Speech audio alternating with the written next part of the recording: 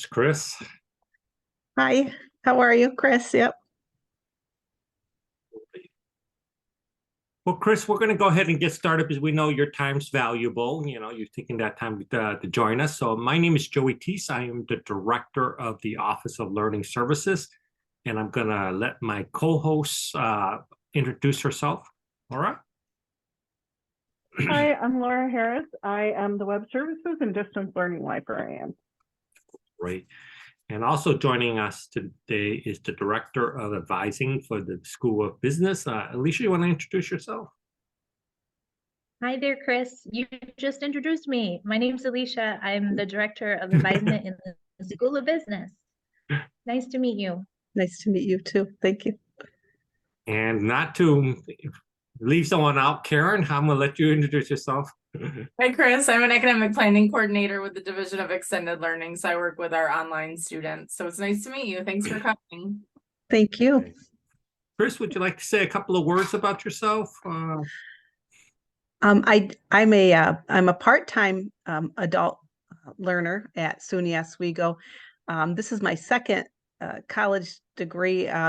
During the beginning of the pandemic, when everyone else in my household was at home either working or learning, I decided that fall just to embark on one class at a time, just to dabble in something.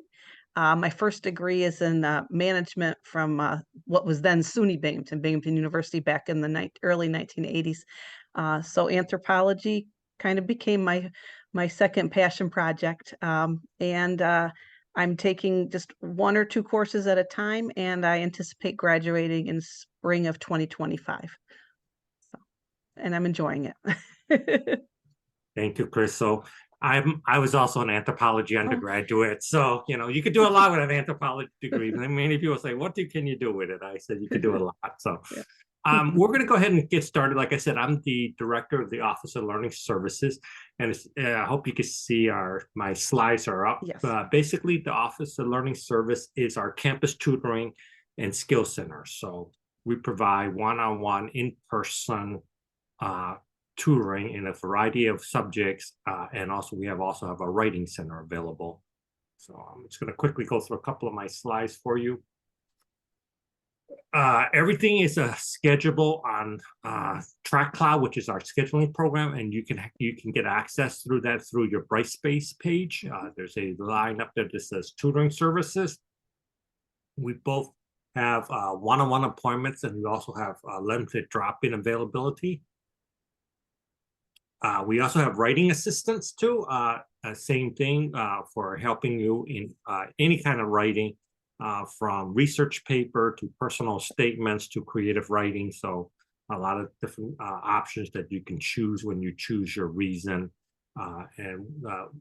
Our software program will allow you to choose a reason when you go into writing. It says research paper, creative writing, or personal statement. So it will then pop up tutors who have experience in those particular areas for you to pick from. We also have a study skill options that we have. These are some of our study skills that we do one-on-one for, especially for students who might have taken a break from their education and are trying to learn how to redo it again. So if you have any of those particular needs, please look at our study skills. We also have some technology skill area, like how to use Brightspace, Excel, Microsoft. So SPSS, I can never pronounce that, say those initial right, is a statistical software used in social science and statistics. So we also have things in that area. What probably interests you the most is because you're a Syracuse and a distance student, I'm assuming you don't live in the Oswego area. We do our online tutoring is provided through Thinking Storm, which is a provider we use. So you can access your tutoring through Thinking Storm if you need anything. They do have a writing help too in that particular thing.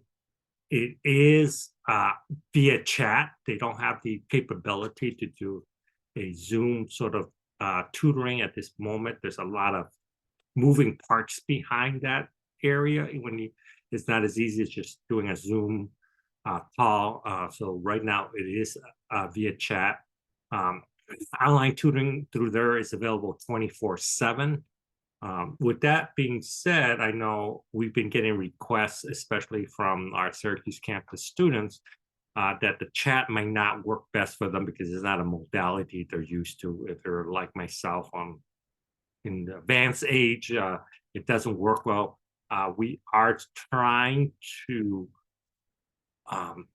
have tutor train in our center that can do online tutoring via Zoom.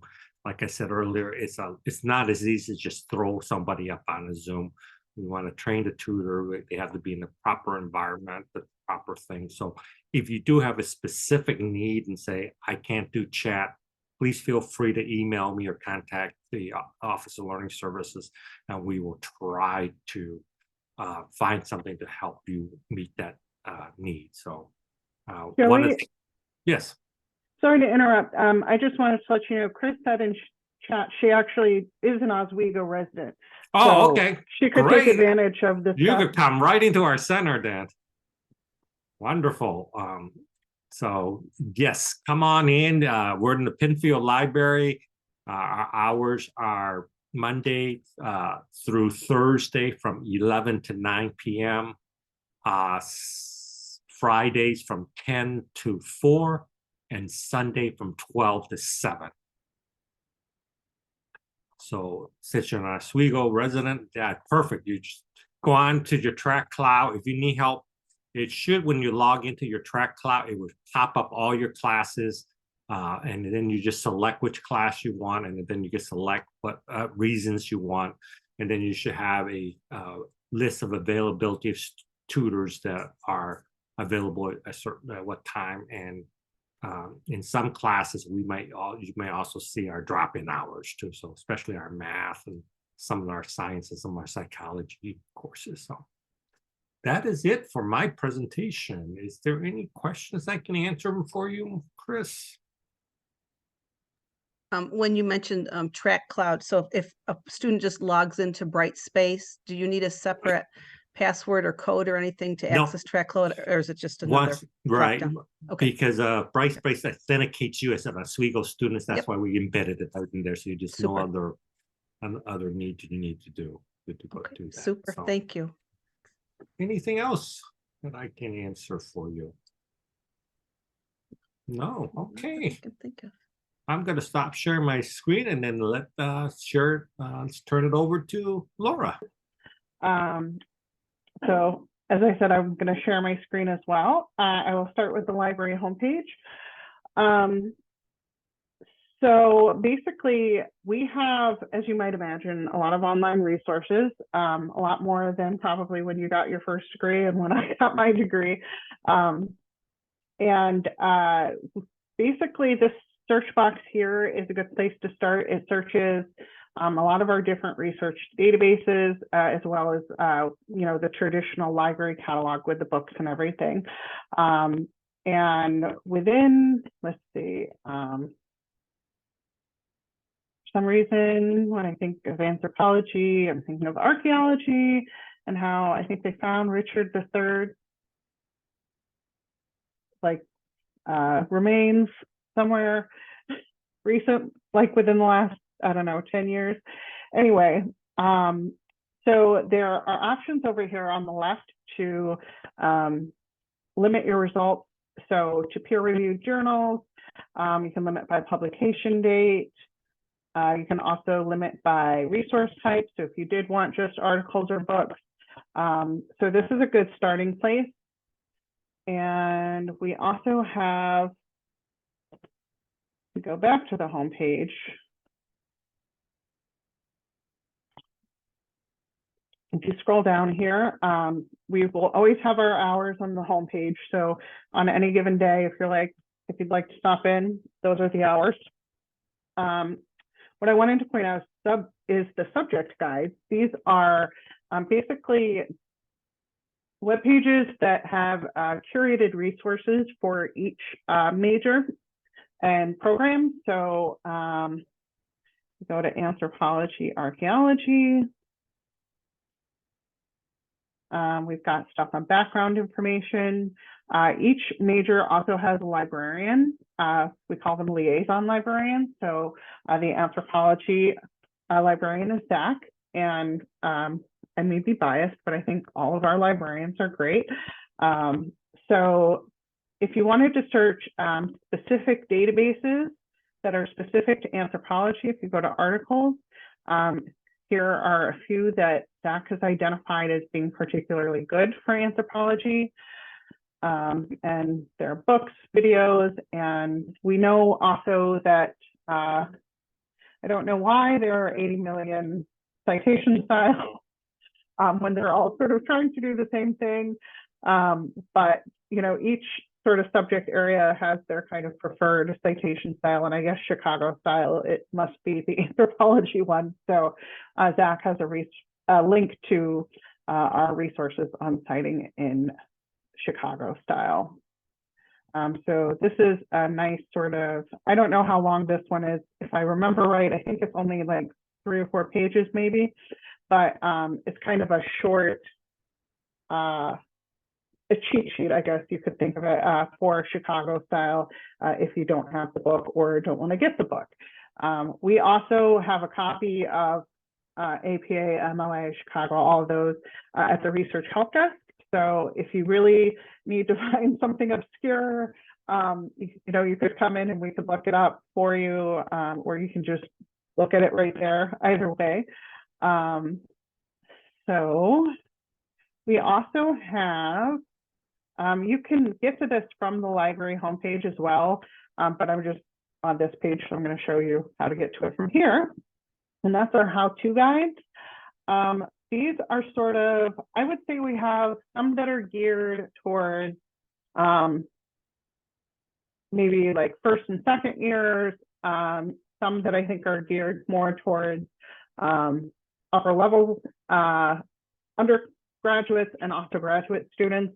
I know, for example, the Conduct a Literature Review one is something that is used in a few different grad level classes, but I think that's also something that I've seen like 400 level classes do as well.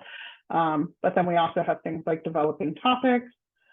We have a few things that I think of as, you know, I feel like developing a topic is a very sort of conceptual kind of thing.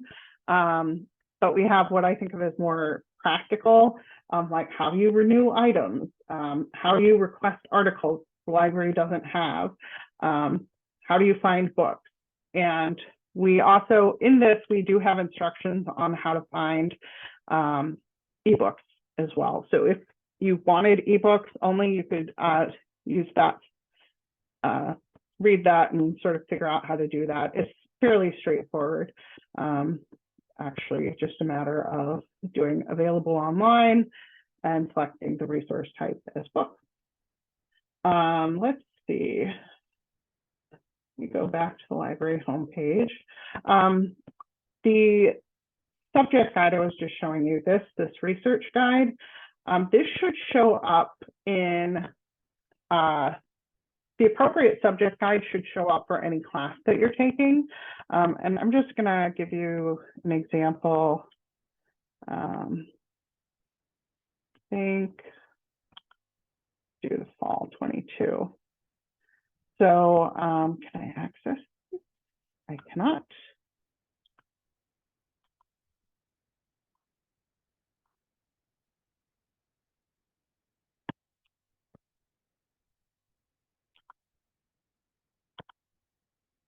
I did not know. I would show you if I could. Let me go back. I might not be able to show you live, but I can show you a screenshot probably. Yes. So in every course you take, there should be a link that says library resources by default. And if you click on that, it will take you to the subject guide for whatever that class is. In some cases, there will be a course guide. And that is kind of what you would think of. It's basically, again, resources that have been curated by the librarian, usually in discussion with the professor, that are specific to that course. For example, there's a grad level education class that I'm in, and I have tailored that course guide to 2 specific assignments. So that for that class, when you click on library resources, it goes to that guide. But that's kind of a nice sort of built-in thing there. The last thing I want to point out is Get Help. And that is basically goes over all the different ways to get help. You can, of course, come in since you're local. You can call, you can email. If you did want to, let's say you're like, I remember Laura talking about a librarian for anthropology, but I can't remember who it is. You can click here, find your major, and we have a list of which librarian is with which subject. And then we have, on the left, we have chat, and that is actually available 24/7. We're part of a consortium of libraries all over the world. And so it's staffed by librarians all over the world to offer 24/7 reference assistance. And so, you know, librarians in other countries will be staffing it when we're, you know, at home asleep. When I have my shifts on this service, I end up answering questions from people in England quite a bit, which is kind of fun. But, you know, it's really, I like it as a librarian, but I think it's also very handy for all students because, you know I didn't have something like this when I went to college. You know, it's like when the reference desk is open, that's it.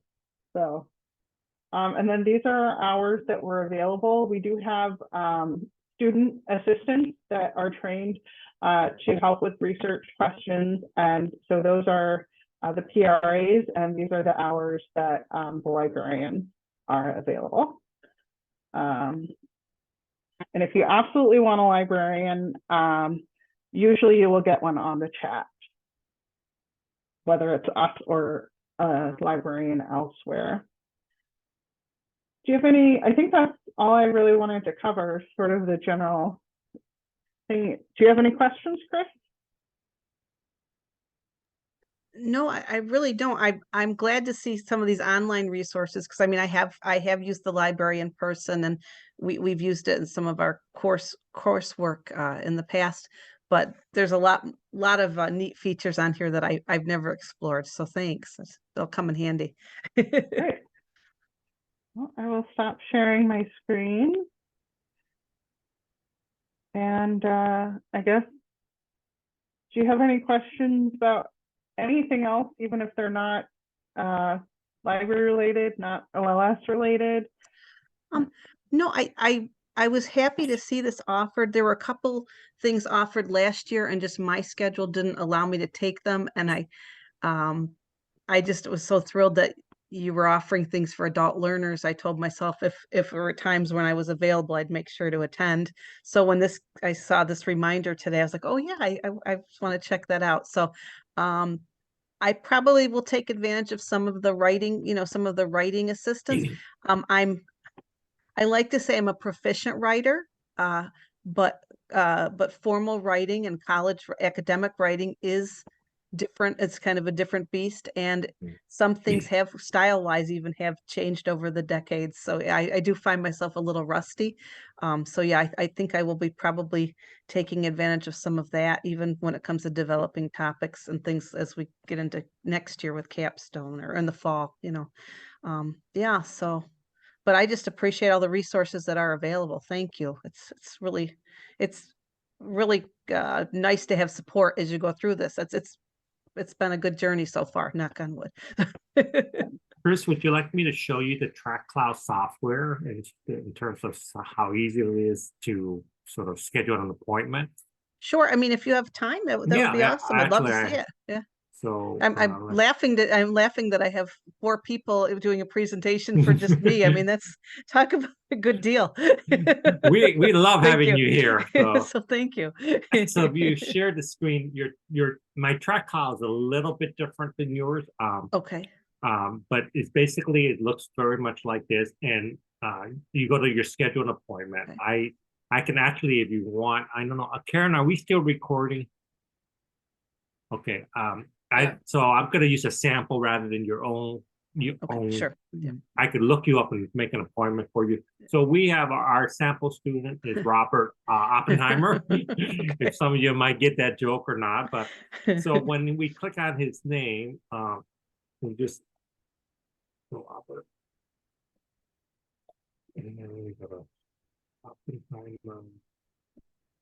Then we have these are all his classes that he's registered will pop up, and then you just choose your class. Let's say we use history, and then you choose your reason. So here's all the technology, study skills. You know, if you want technology assistant, it'll show you Brightspace, Excel, Google App, Minitab, any of those that you might if you use.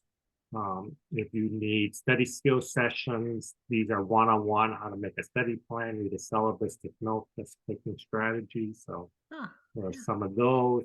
And then, but if you need writing assistant, you click on here, then you choose a reason, creative writing, essay, research paper, personal statement for scholarship or other.